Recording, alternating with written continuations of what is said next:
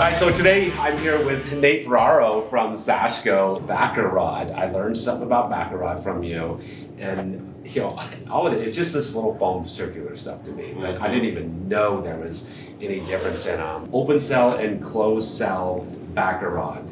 Can you share some information about that to our audience so we can have a little more understanding about it? Sure thing. Let me start by talking about why to use Backer Rod. Right? Oh, that's a good point. So there's kind of three reasons why one might want to use Backer Rod, right? Now, obviously, this is a pretty massive joint here, right?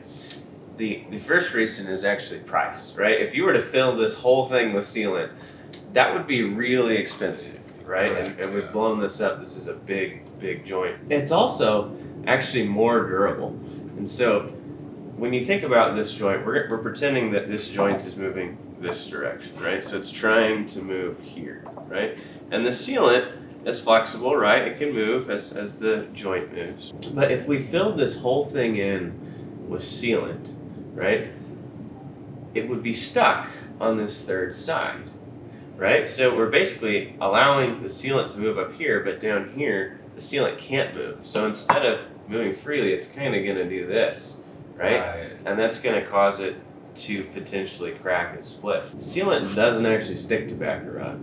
So you want that in there as kind of a bond breaker to make it so that you only have adhesion on two sides. Because when you have adhesion on two sides, it can move all at once. Cool? That's pretty interesting because I had no idea, for one thing, that the sealant wouldn't stick to Backer Rod. Yeah. And so it's designed for that purpose, and it's designed so it won't stick then, apparently. The last reason to use Backer Rod is actually because of kind of the geometry of the joint. You see how this looks kind of like an hourglass, right? It's kind of thinner in the middle, wider on top. If this was just a flat bead, we wouldn't have that. And that hourglass actually gives you a few things. So first off, you get a lot of surface area for adhesion, right? So it's gonna stick better. But if this was this thick the whole way, it actually wouldn't move as well. Right? So having it a little thinner in the middle makes it so that it's more relaxed when it needs to move. I've always thought, man, just always fill the joint up as much as possible. And if you fill the joint entirely, then it's not going to crack and it's not going to fail. I see there's all kinds of different Backer Rod, different sizes of Backer Rod. There's all the way down to 1/4 inch. So would I always try to use Backer Rod? Or is there times when I just don't need to use Backer Rod?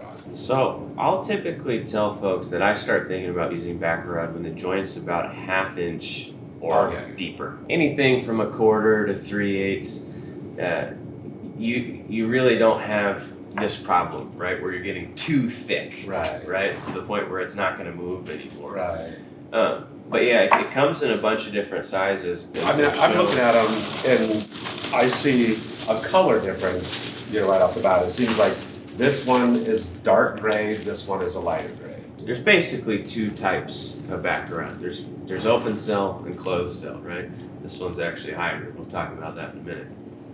But open cell is gonna absorb water, right? It's also squishier, right? So you can kind of force it into the joint to make it the diameter that you want, right? Kind of to conform to the joint. Exactly. Exactly. I'm not a big fan of open cell because if the joint ever fails and you get water behind there, now you got a sponge behind your wall, right? So you're keeping water in. So we don't offer any open cell Backer Rod. So none of your. So this is an open cell. So we'll get to that in a second. It's a hybrid, but so this is a closed cell Backer Rod. You feel how stiff that is? I do. It's very dense. So if you have a joint that's the same size the whole way, this is perfect for that.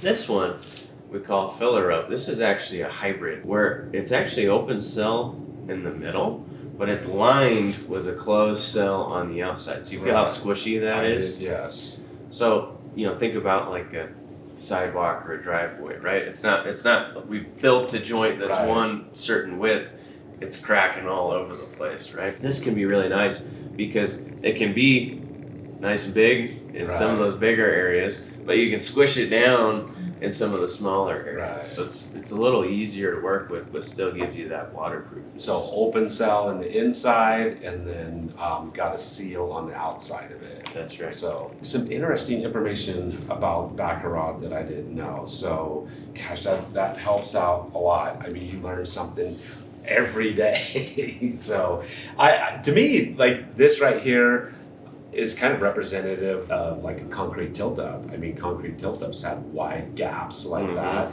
and they always stuff Baccarat in there and stuff. And so I really never thought of it as, saving sealant or saving money, so that's interesting. I had no idea that it didn't stick to it. So that's really good to know. So just some cool things I learned today. Nate, thank you very much for sharing this information. You're a wealth of knowledge. Can't believe how much you know about this stuff. So My appreciate pleasure. it. If you guys got any questions or comments for Nate, just leave them down in the comment section below. I'm sure he'll be willing to answer them for you.